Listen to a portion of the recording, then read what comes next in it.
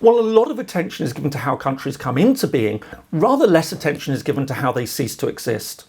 As I'll explain in this video, traditionally there have been three main ways that a country can become extinct. However, as I'll also show, a fourth form of state death is now emerging, and it's a form of extinction that we should be especially worried about.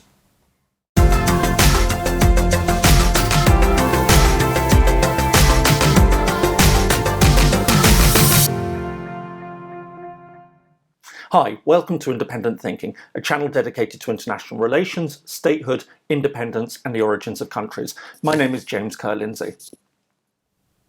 The question of how states die is a topic that gets relatively little attention. In general, there's far more interest in how new states are created than in how old ones cease to exist. However, the subject of state extinction is a fascinating topic. For a start, it's the history of global change. Look at the world map today, and it's very different to the map that we would have seen at the start of the 19th century. Indeed, it's been said that almost half the countries that existed in 1816 no longer exist, or else exist in radically different forms. But how exactly do states become extinct? Traditionally, there have been three broad ways that countries cease to exist. The first form of state death is through conquest or annexation by another country. This has in fact been the most common form of state extinction. History is littered with cases of empires, kingdoms, khanates, principalities, duchies that were militarily defeated by another power and thus ceased to exist. However, this form of state death has actually been in steady decline over the past 2 centuries. Indeed, since 1945, it's ceased to exist as a recognised form of state death. International law no longer accepts that conquest or annexation of a country leads to its extinction. For example, the Soviet Union's annexation of the 3 Baltic republics, Estonia, Latvia and Lithuania during the Second World War was never formally recognised by many countries. Rather than be seen as dead countries, they were instead regarded by many as occupied independent states. Therefore, when Latvia declared independence, the United States stated that it had recognised the country without interruption since 1922. However, following the re-establishment of its independence, the US was prepared to resume diplomatic relations.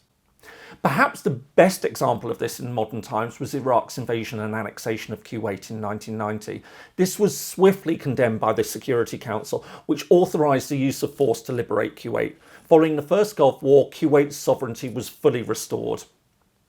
The second form of state extinction occurs when 2 countries merge.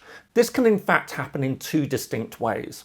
On the one hand, one of the states can voluntarily be absorbed by the other. The most obvious example of this from recent history was German reunification, which took place in 1990 following the end of the Cold War. The German Democratic Republic, otherwise known as East Germany, ceased to exist and was incorporated into West Germany, formerly known as the Federal Republic of Germany, which continued as today's Germany. Alternatively, there emerges where the 2 countries both formally cease to exist as separate independent entities and an entirely new country is created. This is perhaps the rarer form of union.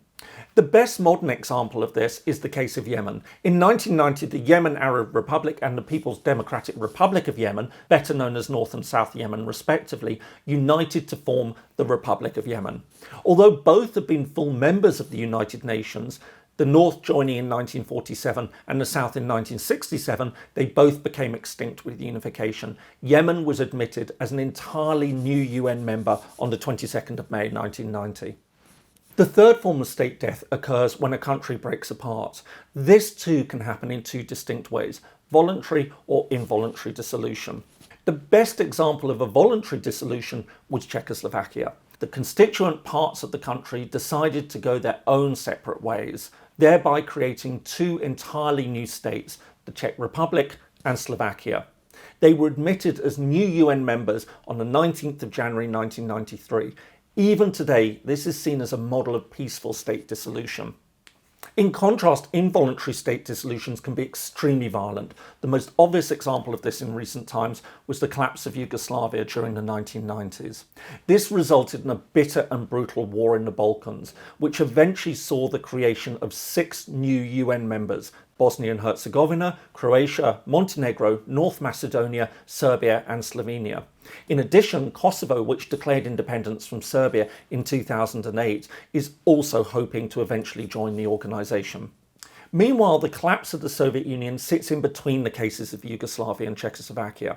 What started as a process of involuntary state disintegration became voluntary with the support of Russia, the most important constituent republic of the USSR, as well as leading to the re-establishment of the independence of the three Baltic republics and the creation of the Russian Federation, which inherited the Soviet Union's seat at the UN.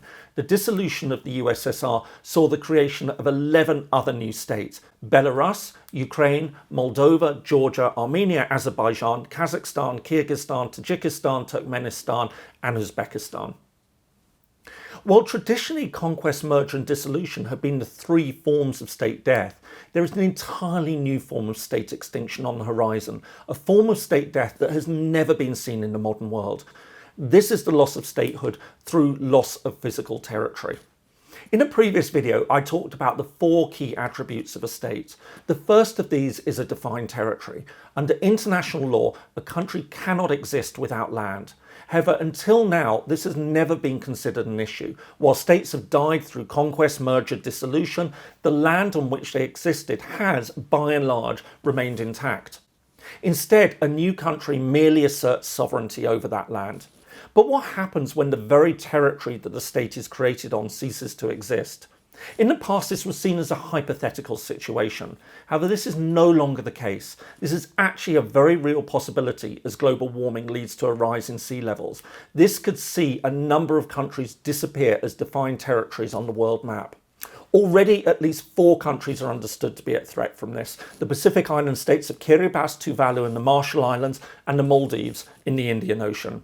Yet more could follow.